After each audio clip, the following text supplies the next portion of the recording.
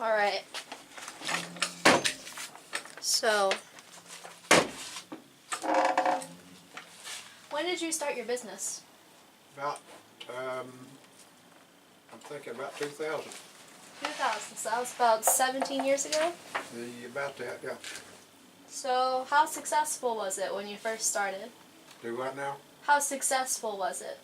Like, were you making good money or Not really. not really? Not really. All right. Well, how would you describe your business? Well, let's see. It's advertising and specialty business. So we do T-shirts, we do baseball caps, we do business cards, banners, signs, vehicle lettering. My, you know, there's the company motto says it all, stuff with your name on it. All right. What influenced you to start your business? What influenced me to start my business? Yeah. Good question. Another fellow had it. It came up for sale, and I thought it was an opportunity, so I bought the business. Well, what did you see in it? What did I see in it? Yeah.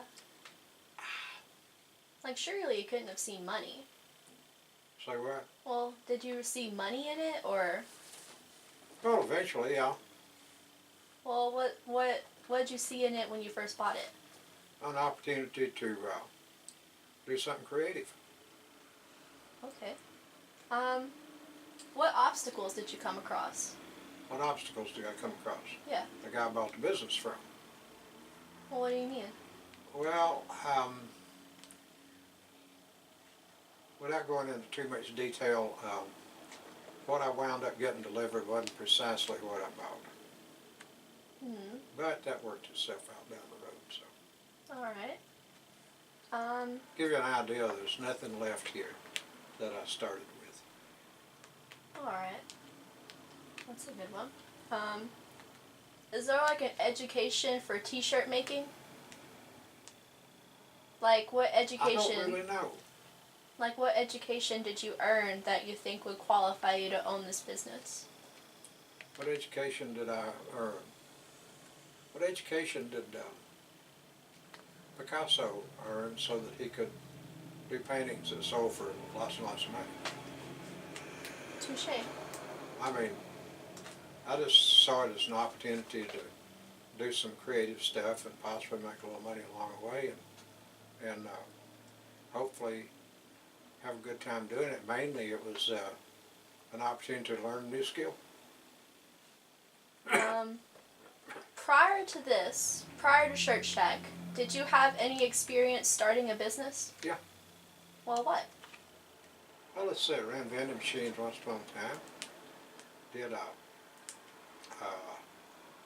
me and a friend of mine ran a grocery store in Auburntown for a few months. It didn't work out too well because it was in Auburntown.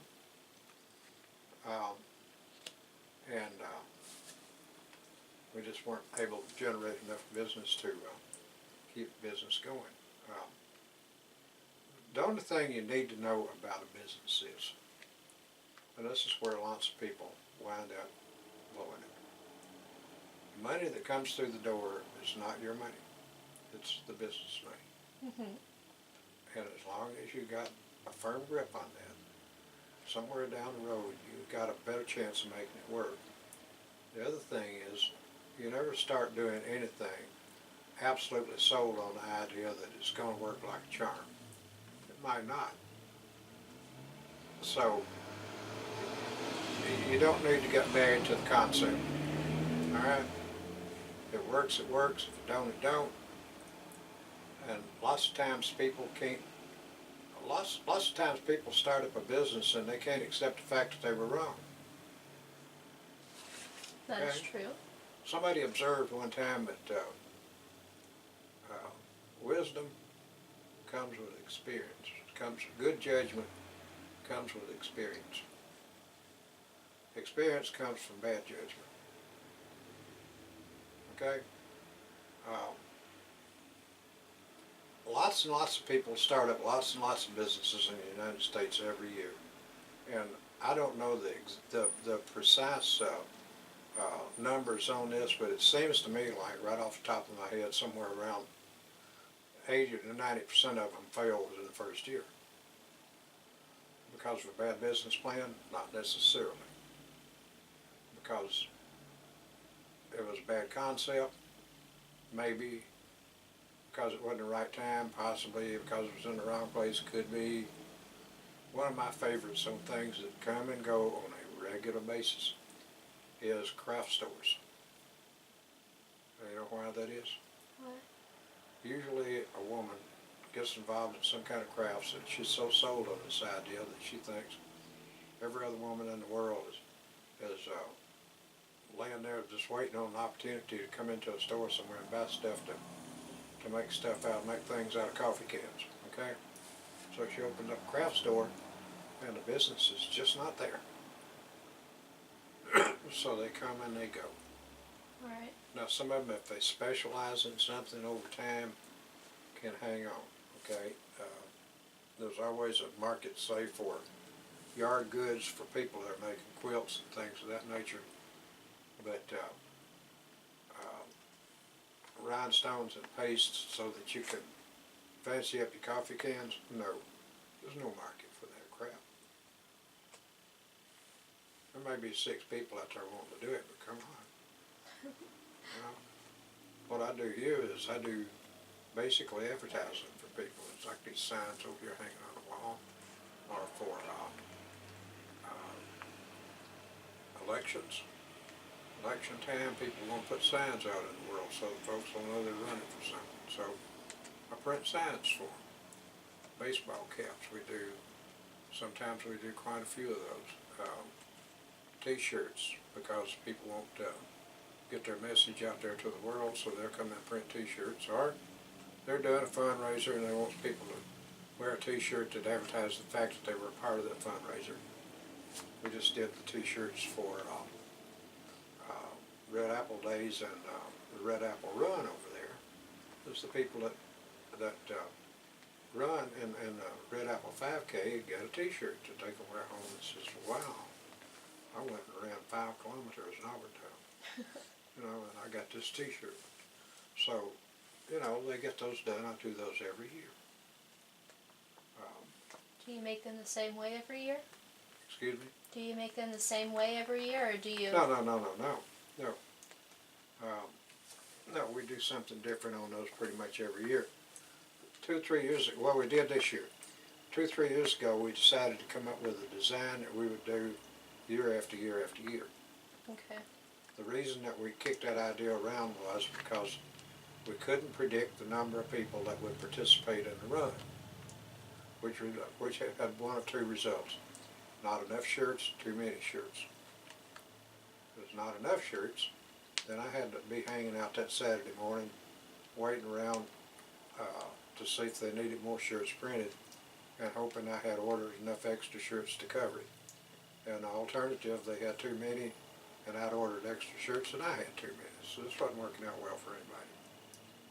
So we decided to do the same design year after year. And we did that a couple of years actually.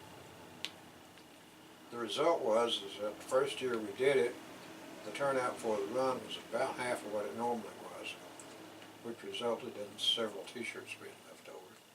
And the following year, I think I printed a few, but not very many. But at the end of the second year, they didn't have any left, which is where we want to be. Can't eat a T-shirt, so we don't want any left over if we can avoid it. Okay. Would you describe your business as successful? Well, what's successful? Well, what's your definition of successful? Would you describe it as successful?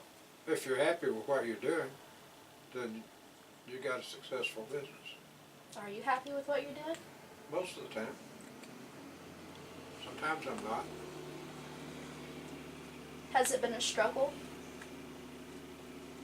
No. It hasn't? No. Why not? Why would it be? Well, like, it hasn't been a struggle to keep the business open. No. Like I said, all the money that comes in is the business money. They that gets spent on the business, if there's any left over, I get to keep that. Alright. Well, thank you for So- talking to me. Huh? I said thank you for talking to me. Well, I mean, you know, I look at it like this. I've got a little screen print business down here, and I do all this vinyl stuff, and I got all this neat stuff sitting around here. I've got a computer over here you can run a small country on. Okay? I've got printers around here that does stuff we don't even want to talk about. There's all kind of like neat little electronics around here with you know, flashing lights doing mysterious things, and the business pays for all this. You know, and occasionally the business pays for something that drops dead, and then I set it over on top of this display case and decide whether or not I'm going to take it and bury it. That's what that printer is sitting over there. It's not a good one. But what frustrates me is things like, there's an order that's been sitting there for a couple of weeks. There's an order right there that's been sitting there not very long, actually. Guy was supposed to have picked it up Wednesday, which was yesterday. There's another order sitting over here underneath these T-shirts that's been here for well over a month that people haven't picked up. So that's kind of when I get in a bad mood. Alright. That's People understandable. order stuff, don't come back and get it. That sort of ticks me off. But it's just, you know, it's just one of those things. I mean, let me show you something. I did a shirt today.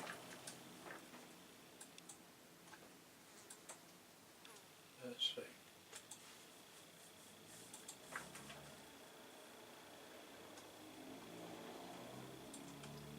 I did a shirt today for a guy's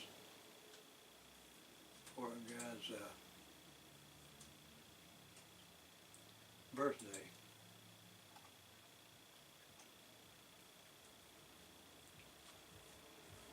We'll find it.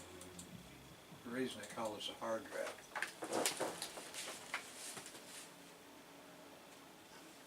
It's backwards. Yeah, it has to be. Why? This goes to this vinyl cutter over here. Mm-hmm. Vinyl cutter cuts that out. And then I peel away all the vinyl that I don't want and leave this. Then this goes onto the T-shirt and gets pressed on the T-shirt. And when you get through doing that, it comes out, well, maybe if I select it first. Let's do this.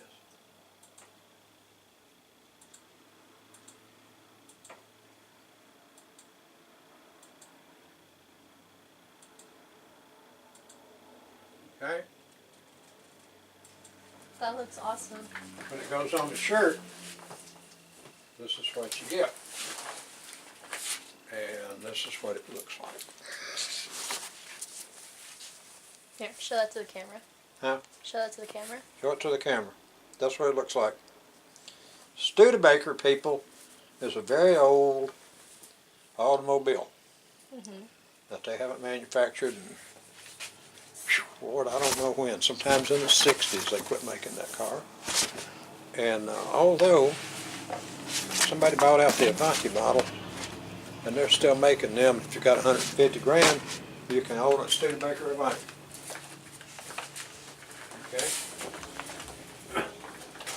So, what else do you need to know? How hard is your work? How hard is it? Like, would you describe it as difficult or easy? Well, it's not easy. It's harder than it was 10, 15 years ago because I've got older and stiffer.